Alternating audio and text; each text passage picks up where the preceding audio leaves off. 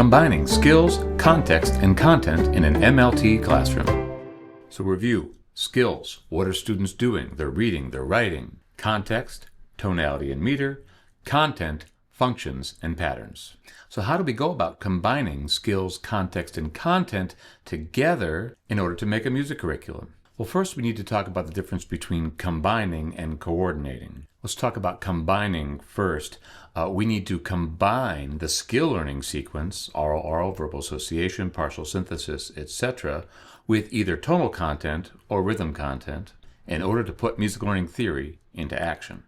And then in another video, we talked about the two major components of a curriculum, learning sequence activities and classroom activities. So we need to coordinate learning sequence activities with classroom activities to make sure that they are mutually beneficial.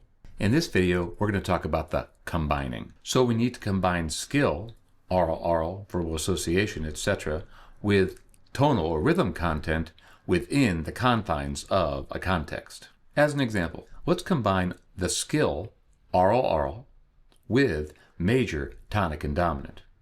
So when we think about what a student should be able to do at the oral level, students can echo patterns on a neutral syllable. So let's combine that skill with tonal content, major, tonic, and dominant, within the confines of a context. Major, skill, context, content. Rhythmically, let's say that we want students to be able to read. Well, what are they going to read? Let's say we want them to read macro microbeat patterns. Okay, in what meter? Duple. Combining skill, context, and content. And we take that same content and navigate up and down and over around the skill learning sequence. Now there's two primary ways that we can navigate the skill learning sequence. The first is through stepwise movement, and the second is through bridging. Let's go over each of those. If you move by step, you're just moving one level at a time. You'll start always with oral, then move down to verbal association, through partial synthesis, symbolic association, composite synthesis, generalization, creativity, improvisation, and then theoretical understanding. We generally don't move that way, but let's talk about moving by step. Let's take that rhythmic example. Duple meter, macro, and microbeat. We begin at oral, and we teach students patterns at the oral level with a neutral syllable. We teach them maybe ba, ba, ba, ba, ba, ba. Ba, ba, ba, ba, ba, ba. Ba, ba, ba, ba, ba, ba. Ba, ba, ba, ba. So we've taught them at the oral level. Now, if we move by step, we'll move down to verbal association and teach them those exact same patterns, but this time now, we're going to go ahead and add the syllables. So we would teach students to echo do, day, do, and do, day, do, day, do, day, do, day. Do, etc., etc. The same patterns that we taught them at the oral level, we'll teach them at the verbal association level. Now, partial synthesis means that we're going to be comparing context. We're going to be comparing either duple versus triple or major versus minor. So because we've only had one context so far, duple, macro, and microbeat, we need to go back by step to the oral level and pick up some new content within a new context. So we'll teach them triple macro microbeat patterns. Ba ba ba ba ba ba ba ba. Ba ba ba ba ba ba ba ba, etc., etc. And then we move down by step to verbal association and teach them the syllables for those exact same patterns that we taught them at the oral level. Do-da-dee, do-da-dee, do. I can't remember what the exact patterns were. And now, because we have two contexts, we can move by step to partial synthesis and compare duple versus triple. If we were to continue on by step, we would move on to symbolic association and teach students to read those exact same patterns that we taught them at the oral, verbal association, and the same patterns that were used at the partial synthesis level. We can have students read them. We can have students write them. And if we were to continue to move by step, we could move down to the composite synthesis level and have students read longer patterns and bring context to it. And then continue on to generalization, oral. Listen to these two patterns. Do they sound the same or different? Ba ba ba ba ba ba. Ba ba ba ba ba ba ba ba. on and on and on through that skill learning sequence. That is moving by step. We take that same content and move it down step by step by step. If we were to do the same thing tonally, we would begin at the aural level with major, tonic, and dominant. We might teach them tonal sequence number 1. Ya da da ba ba da da da. Bum bum bum. Bum bum bum bum. Bum bum bum. Students would echo those patterns, and then we could move by step to the verbal association level and teach students the proper names of tonalities and resting tones and teach them the syllables for those 3 patterns. Do, mi, so, fa, re, ti, do, so, do. And just like as I suggested with rhythm, we can't continue by step to partial synthesis because we only have one context. So we'd have to go back to aural by step, so teach them the parallel content in minor tonality. Ya da da ba ba da da da. Bum bum bum. Bum bum bum bum. Bum bum bum. Then move on to verbal association by step. La do mi, re ti si, la mi la. And then you can move on to partial synthesis and compare major versus minor tonalities using those same patterns. And then, of course, you can move on to symbolic association and show students what those patterns look like using standard musical notation. And then on through composite synthesis and generalization and creativity, improvisation, etc.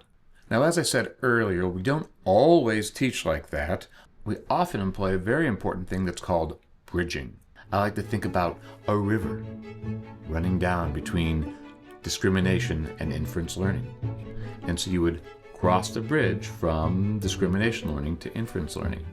Now, this is a temporary jump, and when we bridge, we give students a chance to apply the skills that they learned at the inference level.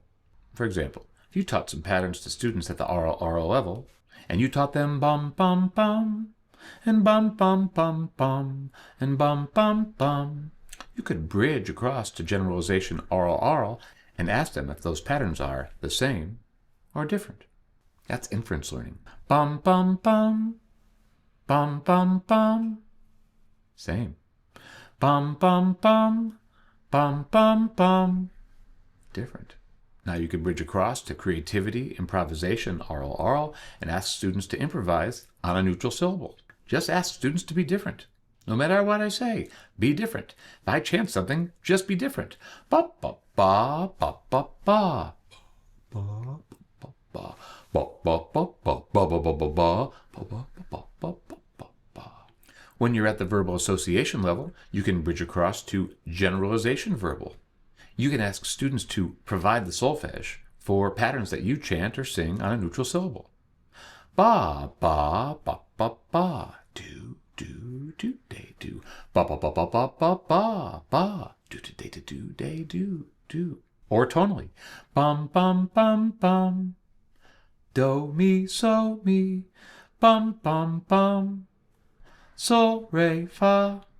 You could bridge across to creativity, improvisation, aural, and have students improvise with syllables. I'm going to sing you a tonic pattern. Could you sing a different tonic pattern? Do, mi, so, do.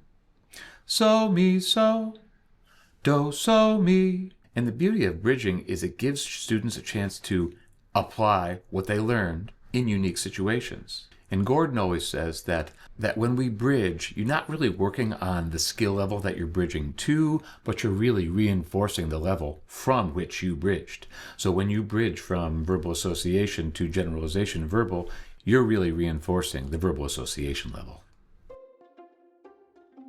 So here is a pretty typical way that you can combine skill and rhythm content. We begin at the aural level, and you teach duple, macro, and micro, have students move to continuous flowing space and to macros and micros. You do that in duple, You do that in triple. Students can echo macro microbeat patterns with a neutral syllable in duple. You do that in triple. The skill level is staying the same, but now students can echo macro and microbeat patterns with a neutral syllable in triple meter. Here's a great opportunity now to bridge over to generalization, oral, and see if students can identify if two patterns are the same or different. That's great readiness for partial synthesis. And then you might have them do some improvising. Students can chant a different rhythm pattern. And now you go back and you're going to backwards bridge to verbal association and put labels to the patterns in duple meter. Then do the same thing in triple meter. Bridge across to generalization verbal in duple and triple and see if they've married the sound to the syllable.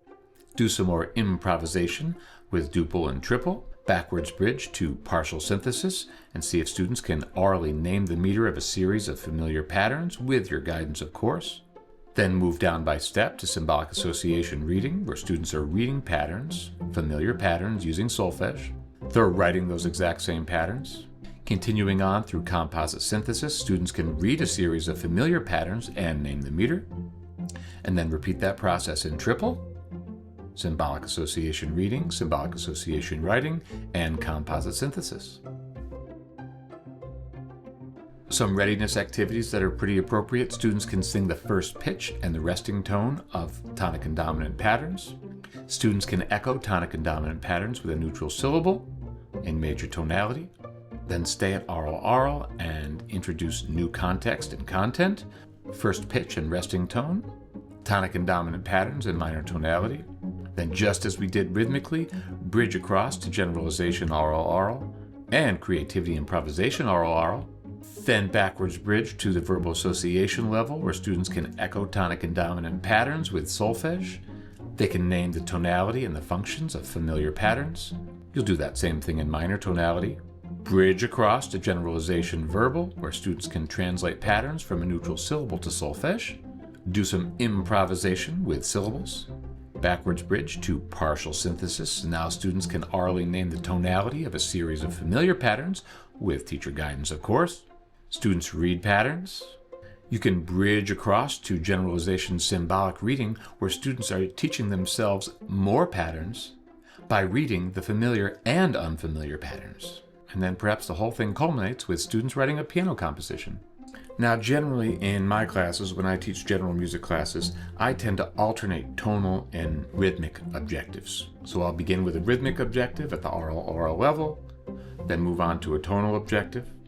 And as I'm teaching the tonal objective in my learning sequence activities, I'm reinforcing the previously taught context and content in my classroom activities.